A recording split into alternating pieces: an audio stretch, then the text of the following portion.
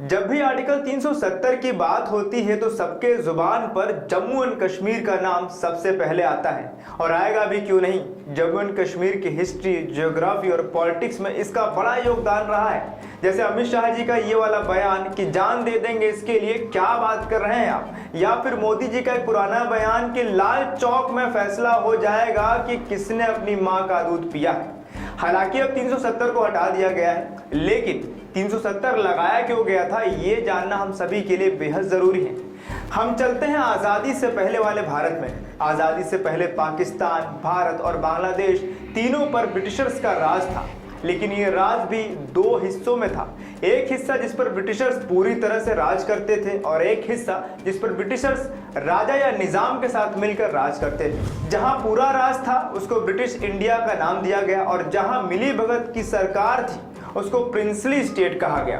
Princely state में Britishers केवल defence, foreign affairs और कम्युनिकेशन संभालते थे और बाकी वहां के राजा या निजाम देखभाल करते थे, जिसमें जम्मू एंड कश्मीर, जोधपुर, हैदराबाद जैसे कई प्रिंसली स्टेट थे।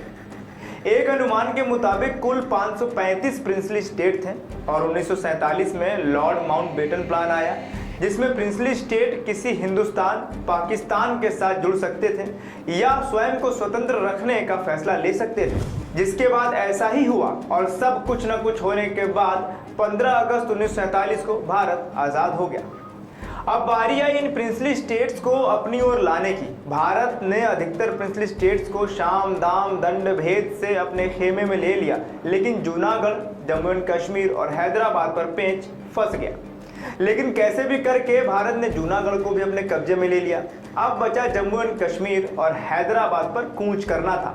हैदराबाद के जो निज़ाम थे, जिनका नाम मीर उस्मान अली खान था, वो ये चाहते थे कि हैदराबाद इंडिपेंडेंट रहे और अगर मजबूरी में किसी और जाना पड़ा तो निज़ाम पाकिस्तान का दामन थामेंगे।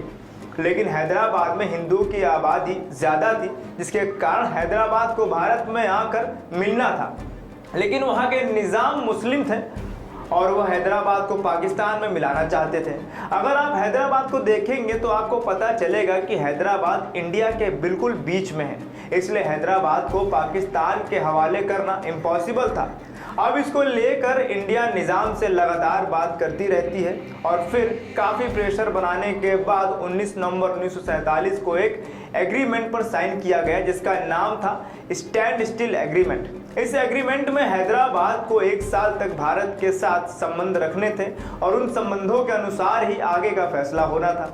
लेकिन निज़ाम को तो पाकिस्तान पसंद था, इसलिए हैदराबाद के निज़ाम ने पाकिस्तान से अपने रिश्तों को मजबूत करना शुरू कर दिया और बहुत सारी स्ट्रेटजी बनाई और इसी 1 साल के अंदर उसने अपनी एक आर्मी बना ली, जिसे रजाकार बोला जाता था।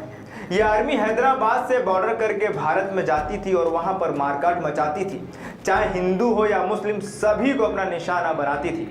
रजाकार आर्मी का मानना था कि हैदराबाद राज्य नहीं बल्कि एक देश है और इसे इंडिपेंडेंट रहने का अधिकार है। जब पानी सर से ऊपर उठ गया तब भारत को सारे काम छोड़कर इंडियन आर्मी को हैदराबाद में भेजना पड़ गया, जिस पर नेहरू जी बेहद नाराज थे, लेकिन सरदार वल्लभ भाई पटेल बिना वक्त गवाए आर्मी को हैदराबाद में भेज देते हैं। इस पूरे ऑपरेशन को ऑपरेशन पोलो नाम दिया गया था। इस ऑपरेशन में 2 दिनों के अंदर ही हैदराबाद इंडिया के कंट्रोल में आ जाता है, जिसके बाद निज़ाम मीर उस्मान अली खान भारत के साथ इंस्ट्रूमेंट ऑफ ऑक्सेशन पर साइन कर देते हैं। एक मुद्दा खत्म हुआ और इसके बाद बारी आई जम्मू एंड कश्मीर की 370 की। जम्मू एंड कश्मीर में करीब 77% मुस्लिम आबादी थी और वहां पर भी राजतंत्र था। कभी मुस्लिम राजा राज करता था तो कभी हिंदू राजा, और इसी का परिणाम था भेदभाव। जब हिंदू राजा आए तब हिंदू आगे बढ़े और जब मुस्लिम राजा आए तो मुस्लिम आगे बढ़ने लगे। ऐसे में जम्मू एंड कश्मीर के राजा हर सिंह पर भी ऐसे ही आरोप लगते थे कि वो भी इस प्रकार का भेदभाव करते हैं, जिसको लेकर जम्मू एंड कश्मीर में 1931 में सबसे बड़ा आंदोलन होता है, जिसमें फारूक अब्दुल्ला के पिता शेख अब्दुल्ला सबसे आगे होते हैं और वो नारा देते हैं कि राजा को हटाओ और डेमोक्रेसी को लेके आओ। लेकिन राजा को तो इंडिपेंडेंट रहना था और अपना राजतंत्र बचाना था, तो भारत चाहता था कि राजा इंस्ट्रूमेंट ऑफ ऑक्सेशन पर साइन कर दे, लेकिन राजा सिर्फ स्टैंड स्टिल एग्रीमेंट पर साइन करने के लिए राजी थे और उन्होंने पाकिस्तान के साथ मिलकर इस दस्तावेज पर साइन भी कर लिया। जिसका मतलब ये था कि जम्मू एंड कश्मीर और पाकिस्तान के बीच trade, travel, communication, essential commodity आराम से इधर की उधर होंगी। लेकिन भारत ने इस एग्रीमेंट पर अभी तक साइन नहीं किया था और पाकिस्तान इस एग्रीमेंट के बहाने जम्मू एंड कश्मीर को पाकिस्तान से जोड़ने में लग गया। उसे जम्मू एंड कश्मीर किसी भी कीमत पर चाहिए था, जिसके बाद पाकिस्तान ने स्टैंड स्टिल एग्रीमेंट को तोड़कर जम्मू एंड कश्मीर पर हमला कर दिया, जिससे डर के राजा हरि सिंह भारत की शरण में आए और इंस्ट्रूमेंट ऑफ ऑक्सेशन पर 26 अक्टूबर 1947 को साइन कर दिए। इस इंस्ट्रूमेंट ऑफ ऑक्सेशन में एक खास बात लिखी थी कि जिसमें 370 को जन्म दिया, और ये वो बात थी कि इंडिया का जो भी कॉन्स्टिट्यूशन है वो जम्मू एंड कश्मीर पर नहीं लगेगा।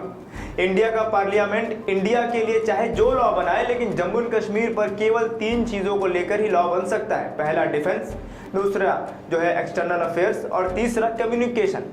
लेकिन अगर नया लॉ बनाना है तो जम्मू एंड कश्मीर की कॉन्स्टिट्यूएंट असेंबली से परमिशन लेनी होगी। अब दिलचस्प बात यह थी कि जम्मू एंड कश्मीर की कॉन्स्टिट्यूएंट असेंबली ये लॉ बनाने के बाद गायब हो गई, जिसके कारण आर्टिकल 370 को हटाना अब नामुमकिन सा हो गया, और जिसे लेकर वहां के नेता लगातार यही कहते दिखे कि जम्मू एंड कश्मीर से आर्टिकल 370 को कोई नहीं हटा सकता।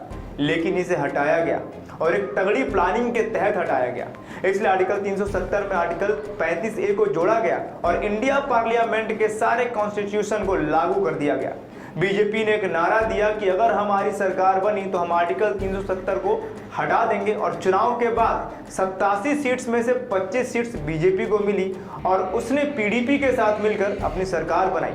लेकिन 2 साल बाद बीजेपी पीडीपी से अपना सपोर्ट वापस ले लेती है और सरकार गिर जाती है, जिसके बाद सरकार चलाने के लिए 6 महीनों के लिए गवर्नर सत्यपाल मलिक को जम्मू एंड कश्मीर भेजा जाता है। 6 महीने तक कोई सरकार न बन पाने के कारण कश्मीर में राष्ट्रपति शासन लागू हो जाता है, जिसके बाद सारी शक्ति गवर्नर के हाथों में चली जाती है और इंडिया पार्लियामेंट के लॉ के अनुसार आर्टिकल 370 को जम्मू एंड कश्मीर के कॉन्स्टिट्यूएंट असेंबली वाले लॉ की सभी शर्तों को फॉलो करते हुए आर्टिकल 370 को हटा दिया जाता है। देश का सबसे बड़ा राज्य उत्तर प्रदेश, देश की राजनीति का सबसे बड़ा अखाड़ा,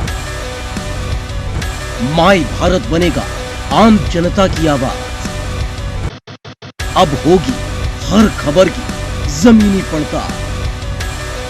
जुड़े रहिए सिर्फ माई भारत के साथ।